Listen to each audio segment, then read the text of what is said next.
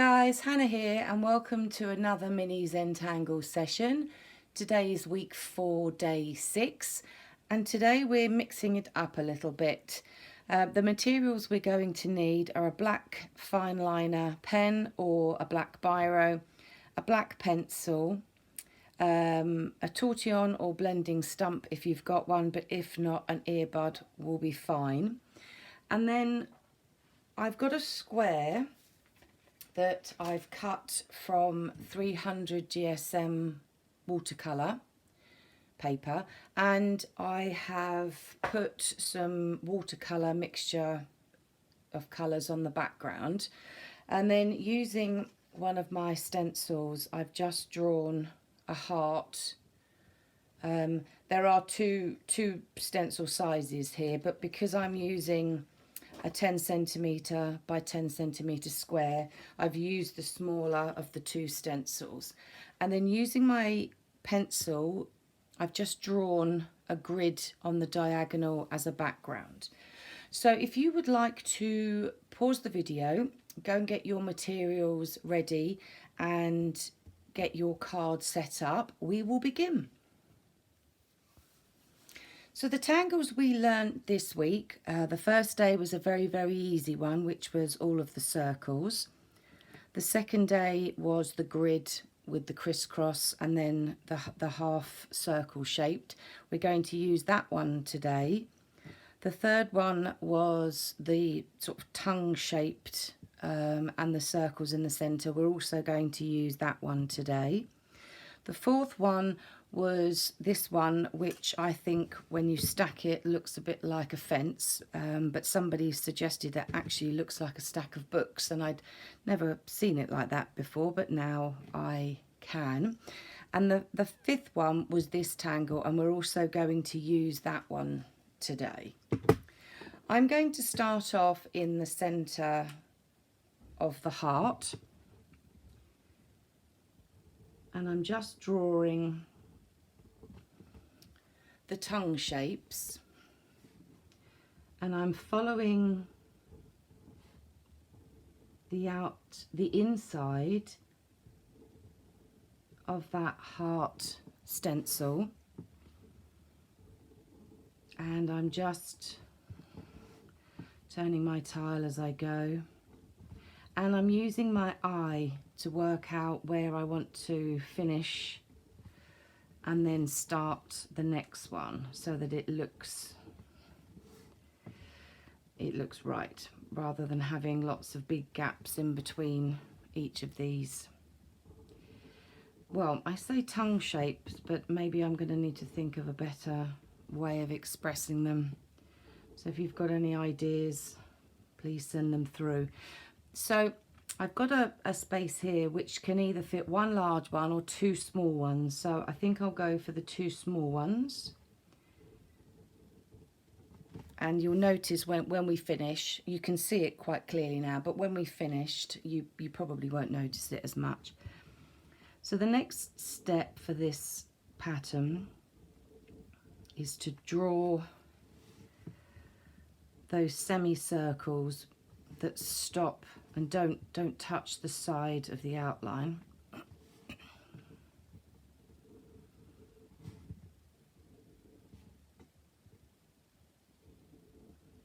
And then just join up along the first part. And then in the centre of that, I'm going to draw lots of circles. And if you remember from the tangle during the week, the circles are all different sizes, and I'm not too concerned about the sizes as long as they touch.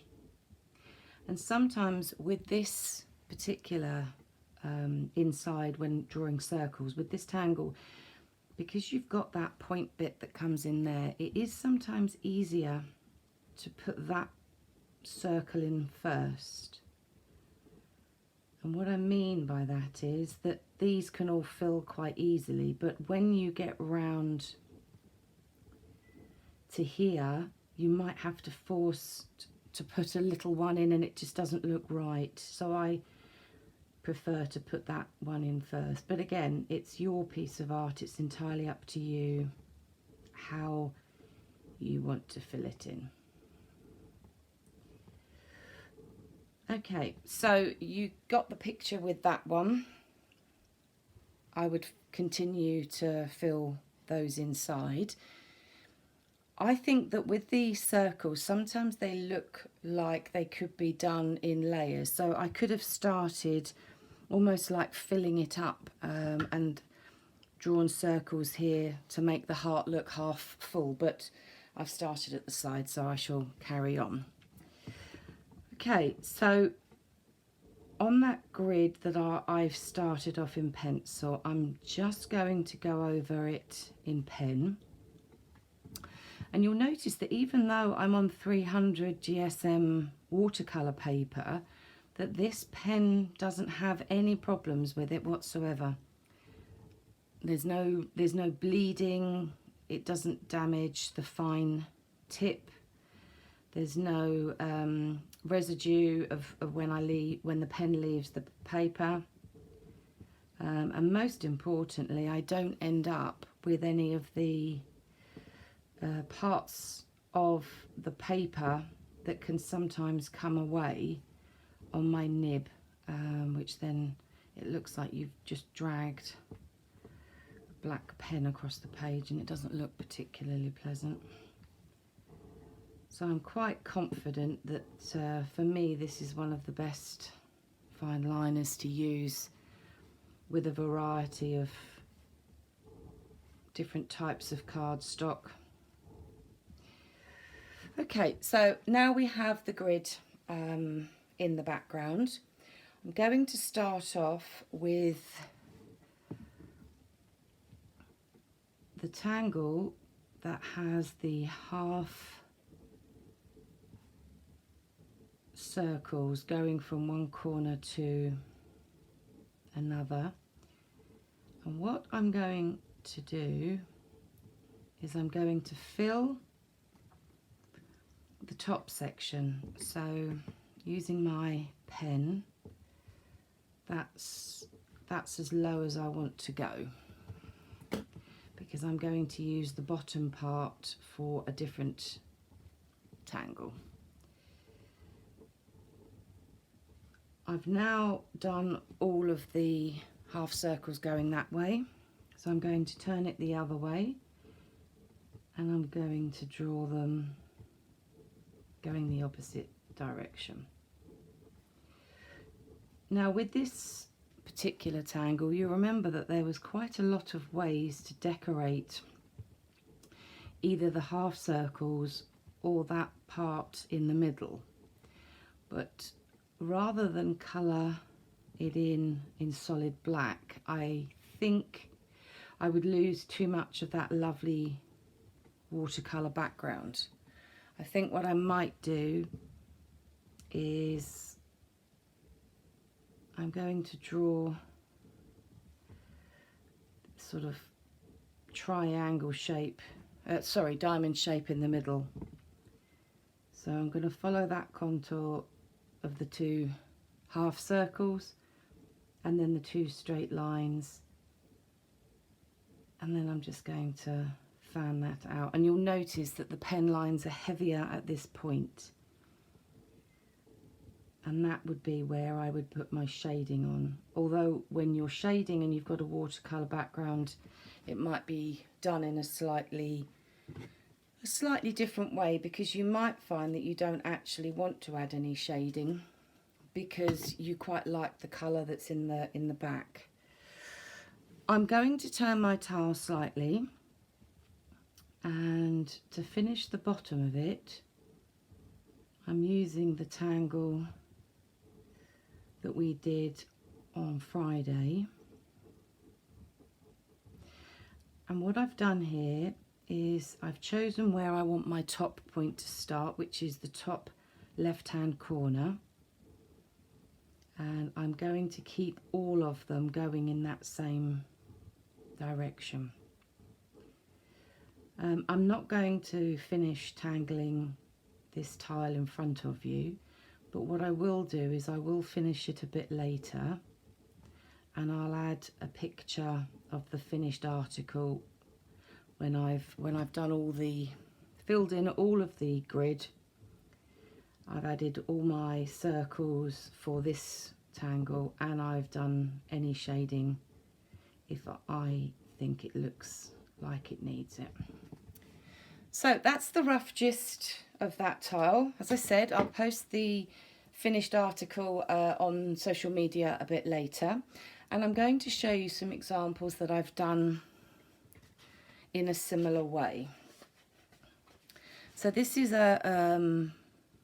another watercolour based tile, and you'll notice that I've used one of the tangles that we used in the second week as almost internal borders, and then in each of those gaps that they form, I've used the tangles that we've learnt this week.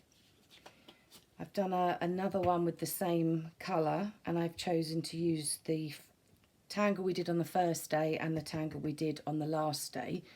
But you'll notice on this one I've added a white pen, which if you've got a white pen, they're a 05, 08 or a 1 nib. I've used the 08. Here's another one using the tangles that we've learnt this week. This one I drew sort of an eye shape, and I've used this tangle in the centre, and then I've used this tangle here either side. And then this is one of the ones I've said is in my top 5 for favourites. Not only is that my favourite colour as a background, but I felt that this tangle, it just looked right, and I didn't go through and fill in all of those parts. I just felt that that was enough. And then in the centre I've added that white pen as well. As I've been home like everybody, I've decided that I was going to make some gifts. So I've made some watercolour backgrounds, and I've made some bookmarks. So all I've done is cut out the same watercolour paper and put the background in watercolour on, and then using that same crisscross tangle, I've subdivided it up and tangled in the centre. I've then pierced a hole and put some ribbon in the top. Here's one I've done in purple, and you'll notice that on both of these I've actually tangled around the outside border using a white pen. Here's one that I've done in orange, and I think of all of them, this is probably the one that I like the most. There's a couple of tangles in there that we haven't done yet, that I'll be showing you in the coming weeks, but I think they fit just right. And finally, here's the fourth one that I've done. It's not a colour palette that I would normally choose, but I really like the end result on that. And then using the tangle that looked like, I thought it looked like a row of fence panels, but one lady pointed out that it actually looked like a row of books. I decided to do a long one. Now, I haven't worked out if I want it to sit landscape, although you'll notice that I've put the shading on this way, or whether I quite like the idea of having a really tall, wonky book shelves.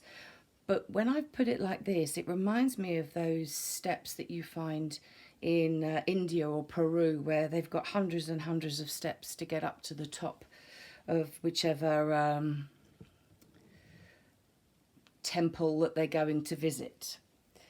Well, I hope you've enjoyed today's session. If you have any questions or comments, please let me know, and join me for next week, week 5, when we're going to learn 5 more tangles.